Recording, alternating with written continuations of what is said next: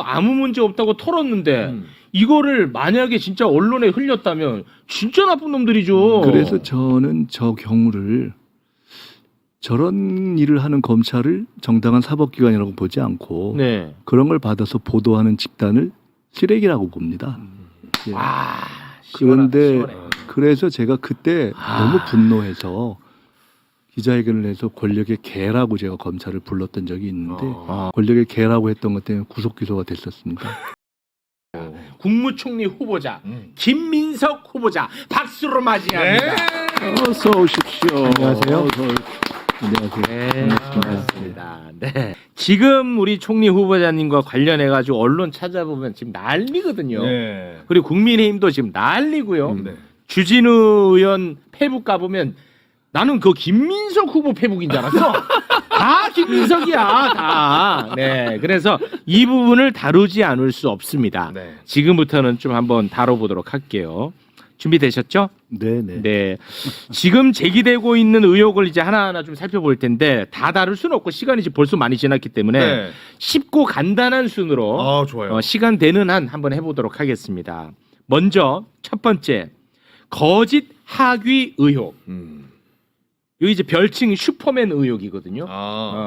김민석 네가 무슨 슈퍼맨이냐 뭐 이런 거예요. 네네. 2010년 7월 15일 중국 명문대죠. 칭화대 법률 석사과정 법학 석사학위를 취득했어. 칭화대. 2010년 7월에 네. 칭화대에 석사학위를 취득을 했습니다. 그런데 이거를 딱 보고 국민의힘이 바로 그냥 공격 들어옵니다. 어떻게 공격 들어오냐.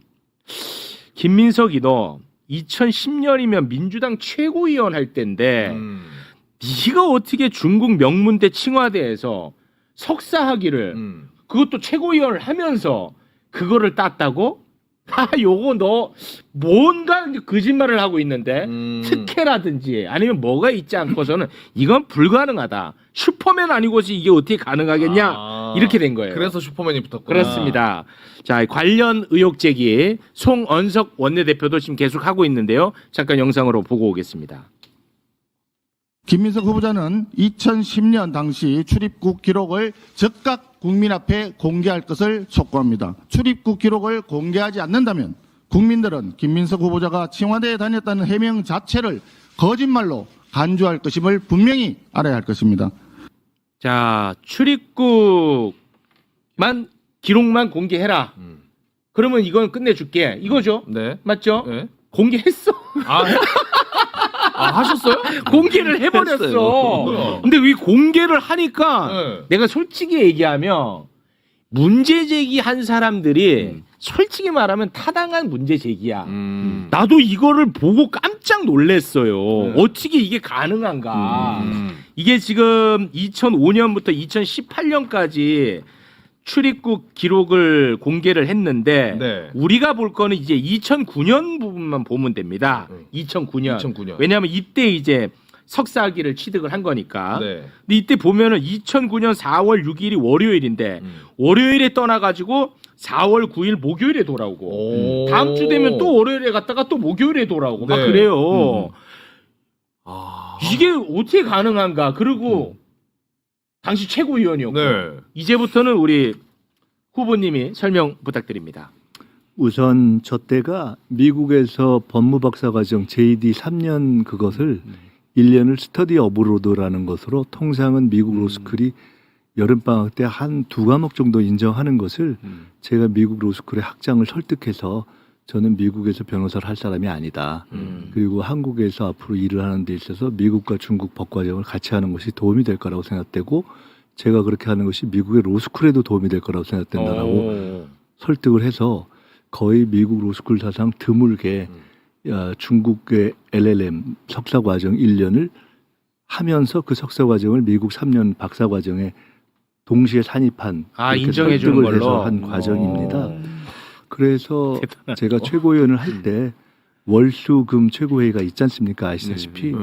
근데 월수금 중에 통상 그때는 원외여서 주로 발언하는 거 외에는 제가 큰 일이 없고 네. 그래서 수요일을 통상 화목의 수업이 보통 있으니까 월수 수요일 한 번 수업 최고회의를 빠지고 네. 월요일 최고회의 끝나고 가서 음. 화목 수업을 듣고 와서 월금 회의를 하는 것을 메인으로 하고 경우에 따라 수요일 날 최고회의를 해야 될 때는 네.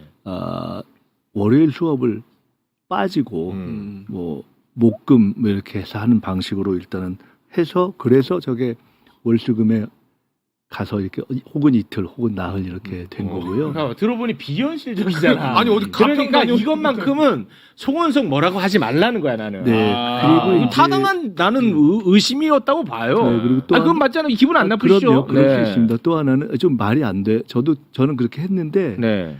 말이 안 된다고. 근데 누가 그러더라고. 최근에 어떤 분은 자기가 대전에 가서 수업을 하는데 숙박 한 달에 매일 3만 원짜리 숙박해서 간다. 그리고 일본에 있는 분이 와서 자기 수업을 왔다 갔다 비행기를 탄다. 이런 얘기를 하고 저는 사실 그때 속으로 생각은 옛날 독립운동하던 선배들이 서울과 평양과 연해주와 뭐 상해 이런 데를 무대로 다녔던 선배들 우리보다 더 글로벌하지 않았나? 이런 생각을 하면서 그때 다녔던 기억이 있고요. 그러면 이제 아니 그게 비행기 값하고 숙박을 도대체 어떻게 했냐 이렇게 네. 질문이 나오잖아요. 그 얘기도 또 나오더라고요. 그때 에어차이나가 민항으로 거의 초반이었는데 에어차이나가 아침 비행기가 거의 텅텅 비어 다닐 때였습니다. 그래서 그걸 쌌군요, 타면 그러면. 누워 다닐 수 있었을 때예요. 그래서 그거를 10번, 20번 이렇게 해서 많이 타다 보면은 이거 좀 여러 장 이렇게 해서 싸게 구입. 굉장히 싼 값에 제가 사실 거의 안 타는 걸 몇십 장씩 해서 다닌 거예요. 네, 그리고 네. 숙박도 사실 보통 중국 유학에 가면 대학생들이 대부분 저보다 좋고 비싼 집에 살았습니다. 근데 네. 저는 주 2회 정도 계산을 해봤어요. 한 달 빌리는 것과 주 2회씩 4번 가면 8번이나 9번 자는 거잖아요. 네. 학교 앞에 있는 이름은 호텔, 실제는 여관. 예. 그거 가서 빈방 하나 딱 해가지고 매니저한테 얘기해서 야 내가 9번 오는데 요렇게 해서 날짜 요렇게 찍어주고 요렇게 올게 해서 평균 한 2만 원 정도 그때 저렴하게 돈으로 하셨다. 그렇게 하고 네. 그때만 해도 벌써 시간이 10여 년 전이어서 우리나라 중국에서 자전거를 타고 다닐 때잖아요. 자전거 우리 돈으로 10,000원 정도 할 때거든요. 네. 자전거 저도 한 2번 정도 저 후보자님 잃어버려봤는데 정리해 그럴 주세요. 때입니다. 네. 네, 정리해 주세요. 지금 할 게 너무 많습니다. 그냥 그렇게 후보자님. 했고 네. 오늘 보니까 논문 갖고도 시비가 있는 모양인데 논문도 꽤 독창적으로 썼습니다. 그래서 다 해서 한 겁니다. 네. 근데 자꾸 나한테 그 송원석 쉴드 친다고 난리인데 아니 이거 솔직히 이거 의심할 만하지 않나? 너무 비현실적이잖아. 예. 아니, 실제로 이 얘기가 나오고 방송 많이 하는 사람들이 방송에서 이 말도 안 된다고 막 조롱하고 그랬거든. 그거 잠깐 한번 볼래? 그거 잠깐 한번 듣고 오겠습니다.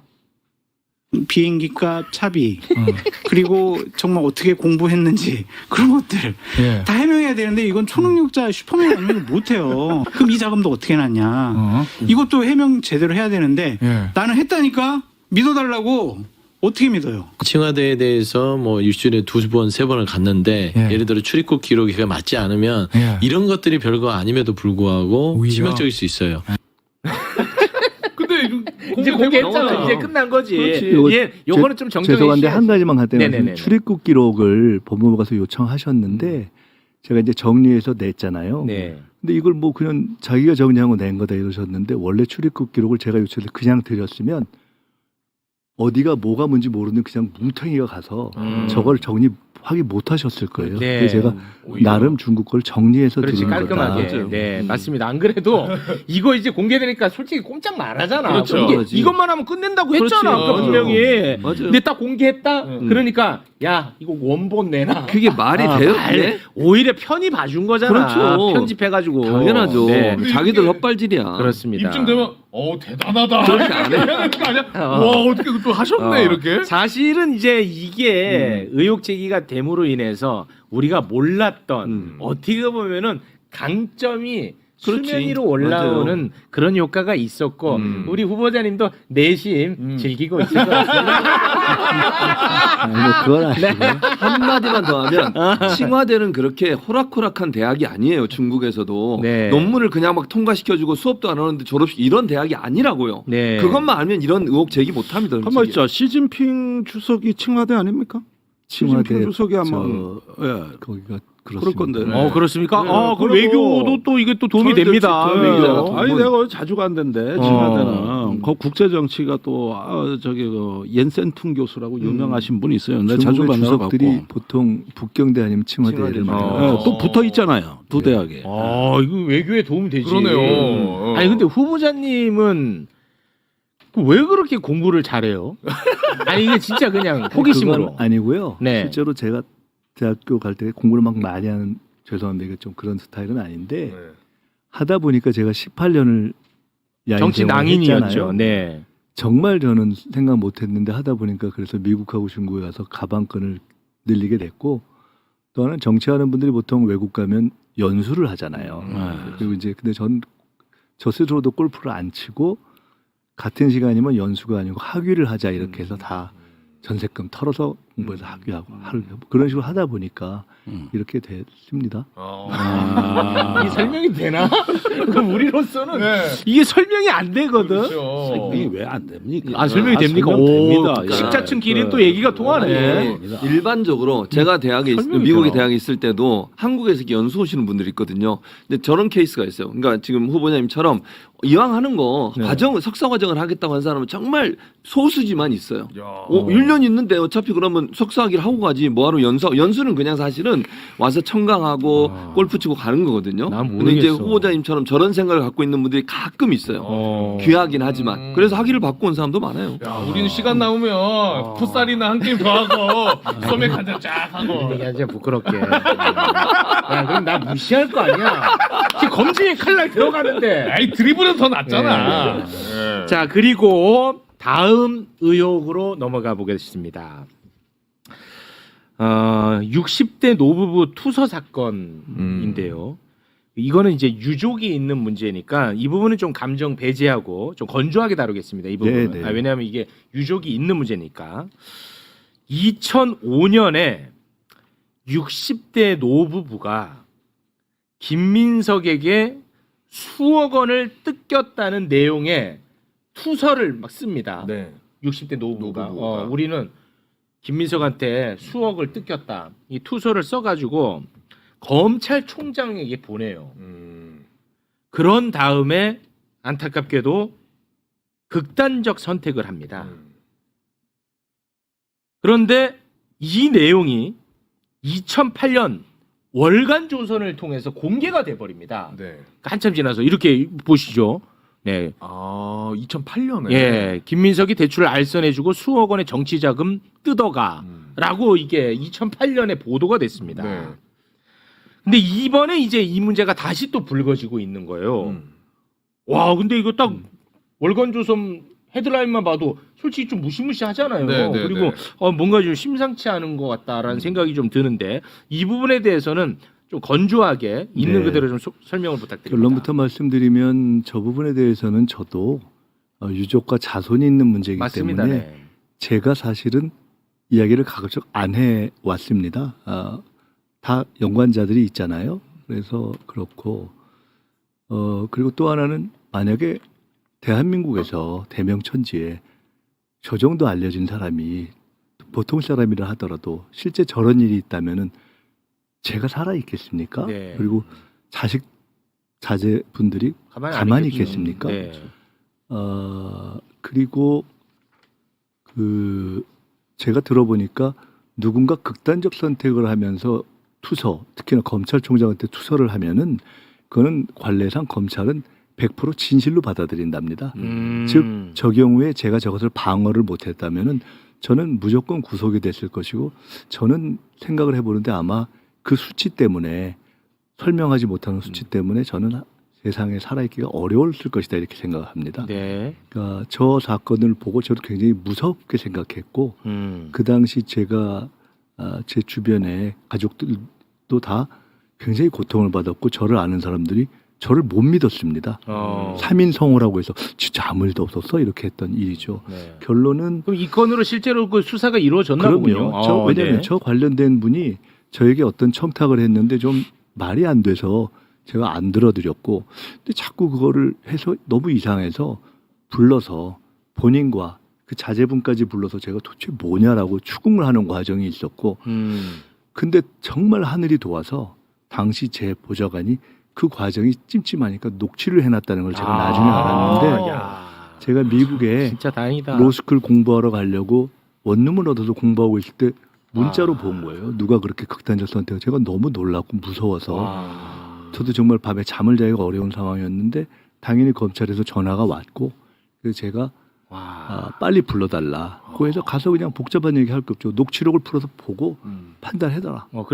그래서 결론은 아무것도 없잖아요. 그러니까 그냥 정리가 된 사건인데 즉 다시 말씀드리면 그래서 저도 참 인생의 소설 같은 일을 많이 겪었지만 소설 이상의 일이었고 너무 무섭고 저도 지금도 생각하고 별로 쉽지가 않습니다. 왜냐하면 그때 관련돼서 이제 주변 가족이 너무 고통을 받았기 때문에 근데 제가 정말 분노한 것은 쉽게 말하면 말씀은 제가 복잡하게 드렸지만 아무 일도 없어서 누가 그걸 시비했는데 아무 일도 없는 것으로 당연히 정리된 사건이잖아요. 그렇죠. 투선은 있었지만 아무 일도 없는 거잖아요. 그렇죠.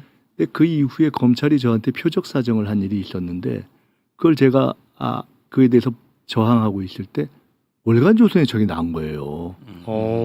그래서 제가 너무 황당하고 저것은 결국은 검찰반 아무리 아니야? 생각해봐도 아무것도 없는 곳으로 먼지가 쌓여서 어딘가 갖고 있었을 저도 저 투서를 못 봤거든요. 와 그러네. 그렇기 때문에 그런 캐비넷에 있었을 것이 분명한 것을 그냥 검찰에 누가 월간 조서에 줬겠죠. 월간 조서는 그거를 알거나 또는 모르거나 또는 그 정도 됐다면 정상적이라면 이미 법적인 판단을 받았어야 될 저에 대한 의문 한 번 안 갖고 언론에 보도한 거죠. 그걸 언론이라고 보기 저는 어렵다고 봅니다. 그래서 저는 아니 검찰이 더 문제죠. 아니 지들이 수사를 내서 아무 문제 없다고 털었는데 이거를 만약에 진짜 언론에 흘렸다면 진짜 나쁜 놈들이죠. 그래서 저는 저 경우를 저런 일을 하는 검찰을 정당한 사법기관이라고 보지 않고 그런 걸 받아서 보도하는 집단을 쓰레기라고 봅니다. 예. 그런데 그래서 제가 그때 너무 분노해서 기자회견을 해서 권력의 개라고 제가 검찰을 불렀던 적이 있는데 원래 그 당시에 제가 어떤 사건으로 막 조사를 받으려고 하는 참인데 불구속 기소가 될 사건인데 권력의 개라고 했던 것 때문에 구속 기소가 됐었습니다. 몇 달 있다 나죠. 제가 해방 이후에 권력의 주구라고는 해도 권력의 개라고 한 건 제가 처음이라 그래서 그 이후로 제가 앞으로 한자를 써야 되겠다. 이렇게 그때 생각을 했었습니다. 어쨌든 그러한 사건입니다. 주구가 더 나쁜 말 아니야? 그래서 권력이 개보다. 저는 한마디로 저 사건은 정치 검찰이 어떤 식으로 사냥이나 작업을 하는지를 보여주는 음해 사건이라고 보고 심각하네. 사실은 이번 청문회를 할 때 그래서 제가 혹시 가능하다면은 그때 당시에 검사들 그리고 저걸 보도했다는 그 잡지 관련자들 불러달라고 제가 사실 요청을 했었습니다. 어떻게 되는지 전 모르겠습니다. 저는 그런 분들이 다 나와도 좋다. 제 관련됐던 그 제가 표적 사정이라고 저는 판단하고 그 다음에 상대방은 야 저거 판결까지 받아놓고 표적 사정이라고 뻔뻔하게 주장해라고 의견이 엇갈리는 사건들을 담당했던 검사들과 저에게 돈을 줬다고 하는 무슨 기업인들도 나와서 저는 증언해도 좋다고 저는 생각하는 그런 사건들입니다. 야 이거는 와 만약에 검찰이 이거를 흘렸다면 진짜 나쁜 거다. 이거는 자기들이 이게 문제가 없다고 판단한 거를 그 투서를 왜 흘려, 이거를 보고 알고 있고 정리해서 갖고 있을 단위는 저도 못 봤기 때문에 검찰 외에는 없다고 봅니다. 심지어 무섭네. 무섭네 진짜. 이게 짧게만 이거 정리하면은 그 60대 노부부가 누군가로부터 돈을 받고 민원을 해결해 달라고 부탁을 받았나 봐. 근데 본인이 이게 지금 방법이 없으니까 이제 김민석에게 간 거야. 근데 뭐 들어줄 이유도 없고 들어줄 수도 없고 해가지고 이게 이렇게 된 일인데 아무런 관련이 없다라는 것. 그 노부부에게 돈을 준 사람조차도 김민석이는 이 건과 관련이 없다라는 걸 알았다는 거 아닙니까? 그죠? 그렇습니다. 네. 당연히. 그러니까 깔끔하게 해결된 거야. 뭔가 조금이라도 의심될 만한 게 없었던 거예요. 오늘 현재까지 그 가족이나 자손들로부터 제게 문제 제기가 된 바가 없고 저도 너무 이것이 경악스러운 일이어서 사실은 가슴에 너무 상처가 깊었는데 그걸 털어내려고 생각을 어느 몇 해 전부터는 했습니다. 네. 그 녹취가 신의 한 수네요, 진짜. 아, 너무너무 다행이에요. 하늘이 도왔다고 네, 생각합니다. 진짜 그러네요. 그거 없었으면 검찰이 또 무슨 장난쳤을지도 모르는데. 예. 그럼에도 불구하고 언론이 그런 보도를 했다는 게 참 네. 언론인가 이런 생각이 그렇습니다. 들어요, 진짜. 그러니까 그 후보자님은 이런 일을 우리는 몰랐지 이런 겪었다는 거를 맞아. 이런 경험이 있으니까 이재명 당시 뭐 당 대표 시절에 뭐 소위 말하는 사법 리스크 이런 것에 대해서 서로 이야기하지 않아도 다 문제 의식이 있었던 거예요. 저는 정치 네. 검찰이 증인 압박, 사건 위조, 증거 조작, 그다음에 아닌 거를 언론에 흘리는 것, 표적 사정 이런 걸 한다는 걸 다 겪어봤고 그러니까 네. 전혀 믿지 않습니다. 네. 그래서 이재명 그러니까 대표 시절의 사법 리스크 이런 거에 대해서 저는 1도 믿지 않았고 네. 그런 것을 가지고 내부에 흔드는 사람들에 대해서 용서할 수 없었습니다. 네, 알겠습니다. 자, 시간이 좀 많이 흘렀기 때문에 이 돈 문제, 요 얘기 좀 짧게 하면서 마무리를 좀 지어야 될 것 같습니다. 네. 김민석 총리 후보자는요, 본인, 배우자, 어머니의 재산을 다 합쳐서 약 2억 원 재산을 신고했습니다. 네, 뭐 그렇게 짠하게 쳐다봐? 야, 총리 후보자야, 임마! 이 자식아! 자기보다 돈이 적다 이거지. 야, 이거 건빵 떠네 뭐 눈빛이. 공 하나 빠진 거 아니야? 2억을 신고를 했습니다. 그래서 사실 제 주변에서 이 보도가 나왔거든. 네. 2억 신고했다고. 네네. 내 주변에서 아니 국회의원 4번이나 했는데 재산이 2억?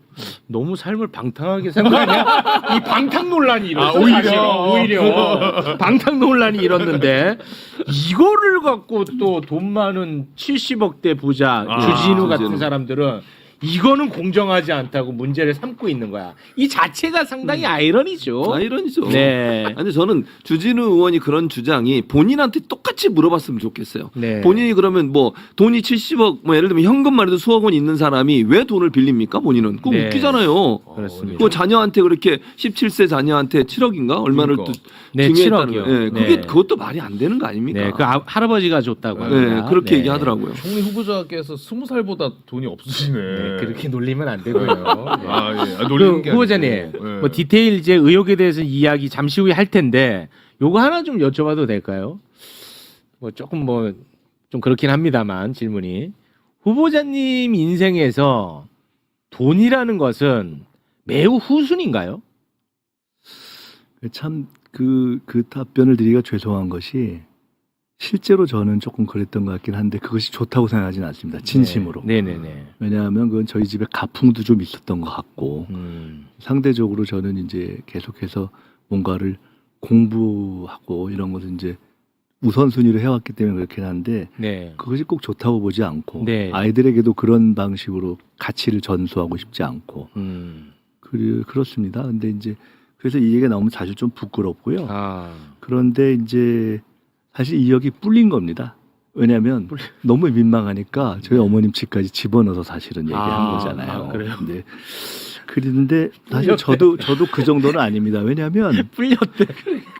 왜냐하면은 제가 네. 이제 나중에 밝혀지겠지만은 표적 사정 이런 걸 통해서 쌓인 이런 등등 때문에 제가 추징 그다음에 그에 대한 가산적 증여세 이런 네. 걸 다 해서 지금까지 제가 국가에 제가 좀 부당하다고 생각해도 낸 게 10억이 넘은데 네. 이미 대법원 판례로 요청하면 그중에 일부 환급될 수 있는 내용까지 그런데 제가 요청하지 않은 것까지 한 10억 정도 넘는 걸 냈기 때문에 네. 그런 것이 있고 또 저도 미국 가서 변호사 되고 이런 과정에 아유 이거 뭐 내가 정치를 하게 될지 안 하게 될지 모르지만은 그냥 내가 그냥 네. 돈 벌어서 해결해야지 하는 생각도 좀 있었고요. 끝으로 한 가지만 더 말씀드리면 그 수입이 예를 들어 전체 마무리하는 과정에 세비 수입까지 포함해서 몇 해 동안 한 5억 정도 되는데 어떻게 무슨 8억을 지출을 더 추가해서 갚았냐 이렇게 야당에서 아, 제기하는데 그렇게 바로 뛰어납니까? 그럼 요거 좀 할게요. 바로. 그것만 네. 예, 그것만 자, 답을 국민의힘이 드리겠습니다. 예. 이 문제 제기하고 있는 것 좀 띄워주시겠습니까? 최근 5년간 요걸 보면은 국민의힘이 이제 의혹 제기를 하는 거예요. 네. 최근 이제 5년 동안에 국회의원을 하셨으니까 이제 세비가 이제 5억 1천만 원이야. 네. 김민석 당신은 5억 1천만 원 벌었지 해서 5억 1천만 원. 네. 그런데 쓴 거를 봤더니 오호 13억을 썼던데. 그럼 5억을 보고 13억을 썼으면 7억 9천만 원. 이거 어디서 난 거냐? 이런 지금 의혹 제기를 하고 있는 것입니다. 네. 그런데 후보님이 해명하기 앞서서 일단 여기 그 아들 유학비 2억 5천만 원 있죠. 네. 이거는 빼야 됩니다. 왜냐? 그들의 주장이죠. 아니 그러니까 이거는 이제 제 차원에서 뺍니다. 왜냐? 이거는 미리 밝혔거든.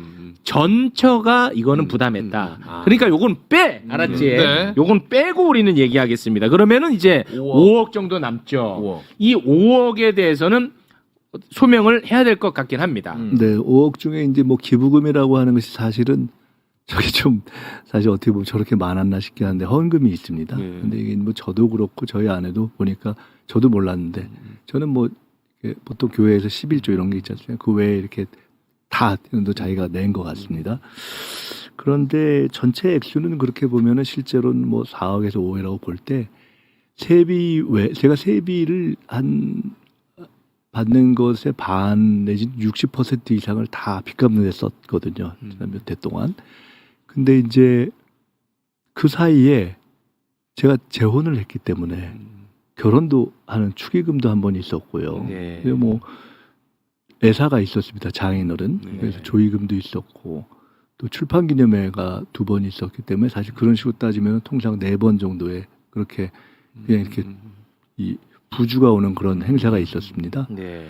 근데 이제 그거를 놓고 저걸 보면서 야당에서 뭐 몇 억을 그럼 집에서 쌓아놓고 했다 이러는데 그 말도 안 되는 얘기잖아요. 네. 그해 그때 들어온 걸 가지고 처리하고 법상으로는 제가 말씀드린 그런 것들이 다 법상으로는 그 해에 들어와서 그 해에 쓰면 법적으로 신고하게도 안 되어 있고 그걸 증여세를 내는 것도 아니고 그리고 국회의원 재산 신고에도 안 들어가는 것인데 그때 그렇게 다 처리한 겁니다. 그래서 큰 틀에서 보면은 저 또한 국민의힘에서 문제 제기를 하시는 것이 큰 의미는 없다. 지금 사실은 제가 아까 그 문제 제기하시는 어떤 의원님의 아이보다도 제가 지금 재산이 작잖아요. 근데 그 집은 보니까 제 애는 그거를 저는 그냥 민망함을 참을 수 있는데 우리 애 예금하고 거기하고 비교해서 아이, 너무 미안하더라고요. 그러지 마세요. 뭐 하여간 그래서 그러지 마세요. 뭐 그냥 그런 정도로 설명이 다 될 수 있는 일이다. 아, 그래서 네. 구체적인 디테일은 막 일까지 맞추자면은 또 워낙 시비를 거니까 시비가 없도록 다 맞춰서 정해진 시간 안에 지금까지는 야당에서 요구하는 정해진 시한까지 안 낸 바가 없습니다. 네. 자, 그때까지 맞춰도 다 낼 수 있도록 하고 제가 사전에 워낙 예상컨대 워낙 이것저것 하고서 막 뭉게구름을 피워서 의혹하고 끝낼까봐 사전에 하나씩 설명을 드린 겁니다. 네, 네, 네, 알겠습니다. 아, 제가 오늘 공부 많이 왔는데 이거 하나도 못했네. 뭐 11명에게 1억 4천만 원 이제 빌렸다고 하니까 이제 이걸 어떻게 문제 제기했냐면 돈을 빌렸다고? 야, 빌렸으면 차용증이 있어야 될 거 아니야? 어디서 거짓말을 했어? 네. 근데 차용증이 나왔어. 아, 나왔어요, 그러니까 야, 11명이 어떻게 차용증 양식이 다 똑같아? 이걸로 문제 삼는 거야. 근데 한 번에 다 빌렸으니까 양식이 같은 거야. 그렇지. 이런 식으로 지금 하나씩 아까 해명을 해나가고 말씀드린 있는 거죠. 증여세가 워낙 가산이 돼서 한 번에 갖지 않으면 방법이 없어서 같은 이율로 해서 한 후보자님, 겁니다. 이 증여세라고 하면 마치 부모님한테 증여를 받은 것 그거 같이 그게 아니고. 잠깐 요건 제가 설명을 해야 돼. 네. 이 청문회에서도 이 얘기가 계속 나올 테니까 네. 요 정도만 정리하고 오늘 마무리 짓겠습니다. 깔끔하게. 네. 지금과는 이제 정치자금법이 달랐던 시기에 우리 후보자님이 뭐 서울시장 출마도 하고 막 그랬어. 네. 그때는 이제 중앙당에서 돈을 받아가지고 출마를 하는 거예요. 본인이 하는 게 아니고. 네. 그런데 그 중앙당 차원에서 영수 처리를 잘 못한 거야. 그래서 이제 그게 문제가 돼가지고 아무튼 그 추징금을 이제 물게 됐어요. 추징금 청구가 떨어졌어. 네. 근데 이건 나도 이번에 공부하면서 알았는데 추징금이 떨어지면 추징금도 내야 돼. 일단 추징금 내야 돼. 네. 근데 불법적으로 너가 없던 돈을 그러니까 돈을 받은 거잖아. 네. 불법적으로 돈을 받으니까 이거는 너가 불법적으로 증여를 받은 거다 해서 증여세도 매기더라고. 추징금에 대해서. 추징금에 예, 대해서 맞아요. 증여세를 또 매겨. 그래서 추징금 플러스 증여세도 있어. 근데 증여세에 가산세가 또 엄청 많이 붙어요. 한꺼번에 안 가산이- 갚으면. 예, 내가 보니까 그래서 증여세라는 단어가 나오는 나온 거야. 거예요. 부모님한테 무슨 전혀. 재산을 물려받고 한 게 전혀. 아니고 네. 이게 나중에 이게 헷갈릴 수 있어서 네. 미리 말씀을 드리는 아주 겁니다. 짧게 말씀드리면 네. 그게 전두환 씨 같은 사람들이 추징금을 안 내니까 압박하려고 만든 제도인데 제도가. 그런 사람들은 추징도 안 내고 증여세도 안 내니까 끝. 저 같은 사람은 억울하지만 다 내야겠다고 생각하니까 추징하고 거기다가 또 그러니까 저같이 제같이 적용된 케이스가 드뭅니다. 근데 그 가산 그것까지 냈는데 이게 너무 크니까 추징을 내면서 그 다음 세금을 내는 건 불가능한 거예요. 무조건 그래서 가산세를 먼저 낼 수밖에 없는 상황이었고 네. 그걸 내고 추징을 내야 되는 상황이었는데 근데 그 안 내는 분들은 그냥 안 내고 마는 거니까 내는 사람이 죽겠더라고요. 그래서 제가 그걸 갖고 너무 힘들어서 세무서에서도 이거를 어머니 집을 담보로 해서 내가 다 낼 테니까 분납하자고 했는데 안 들어주더라고요.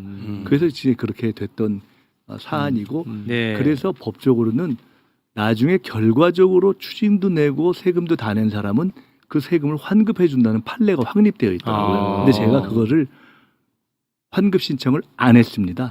너 국가비 갖고서 또 환급 받았냐 할까봐 사실은 속쓰리지만 현재까지는 신청을 안 한 상태입니다. 네, 참고로 말씀드리면 2024년 2월부로 모든 추징급 그리고 증여세 완납을 한 상태입니다. 그렇습니다. 예. 그 개인 채무까지도 다 완납. 개인 채무, 개인 채무는 어떻게 그러면 완납했느냐? 이제는 국회의원이고 네. 또 이렇게 또 뭐 후보자. 너무 좀 잘 되셨잖아. 네. 그러니까 이게 지금 대출이 또 돼요. 그래서 아직 잘 안 됐어요. 아니 그러니까 옛날이랑 또 달라졌으니까 옛날엔 대출이 안 됐어. 네. 그러니까 주변 지인들한테 빌렸어. 그 근데 이제는 또 출세했잖아. 그러니까 이게 대출이 돼. 신용 대출은 예. 1억 정도는 되죠. 예, 그래서 대출 받아가지고 사인간의 채무를 갚았다. 이렇게 끝. 네. 11명한테 왜 한꺼번에 빌렸냐 하면 추징금 때문에 결국 한꺼번에 빌릴 수밖에 없었다는 거예요. 네. 그것도 그게 왜 한 명한테 의문이에요? 1억 빌리면 나중에 뭐라 그럴까봐 네. 그냥 가까운 사람한테 1,000만 원씩 그러니까요. 빌려주라. 네, 이렇게 알겠습니다. 그리고 어, 그거를 다 계좌로 이자도 주고 했기 때문에 네. 또 안 갚으려고 한 거냐 그게 말이 안 되는 거죠. 예, 알겠습니다. 아니, 한 이런- 가지 여쭤봐도 돼요? 이제 다른 지금 봐보세요. 적체 현상 한번 보고 하세요. 아니, 마지막으로. 지금 출연자분들. 네. 와, 이제 저는 고 총리님이 되실 거라고 봅니다. 근데 역대 많은 총리가 거쳐갔는데 그 중에서도 어떤 좀 귀감이 되고 롤 모델이 있다면 누구를 주로 어떤 분을 주목하십니까? 이거 잘 모르겠더라고요. 그래? 아, 그래서 오, 새로운 길을 생각을 가신다. 깊이 안 해봤어요. 솔직히 얘기하면. 그래서 저는 그냥 FM대로 하면서 하나의 모델이 근데 뭐 제가 모델이 되는 게 아니라 이재명 대통령과 새 정부가 새로운 길을 개척해야죠. 옛날에 네. 이해찬 총리가 계실 때 네네네. 노무현 대통령이 난 너무 편해져 요즘 독서한다 이래 자랑하시더라고. 오, 국회에서 대처를 잘해주니까. 청와대 계셨잖아요 그때. 예, 예. 네. 그래서 총리가 누구냐가 대통령의 국정의 에너지를 고양하는데 굉장히 중요하다는 중요해요. 거를 저는 그때 청와대에서 많이 보고 듣고 근데 왔어요. 저는 이재명 대통령께서 굉장히 외교와 통상에 에너지를 집중할 수밖에 없는 우리 국내 환경이라고 봅니다. 네. 그런 말씀도 드렸고 네. 안 그러면 나라가 어려우니까 그래서 네. 굉장히 에너지를 집중하실 가능성이 높기 때문에 네. 그러면서 하여간 또 빈 부분을 채워야죠. 알겠습니다. 좋습니다. 자, 지금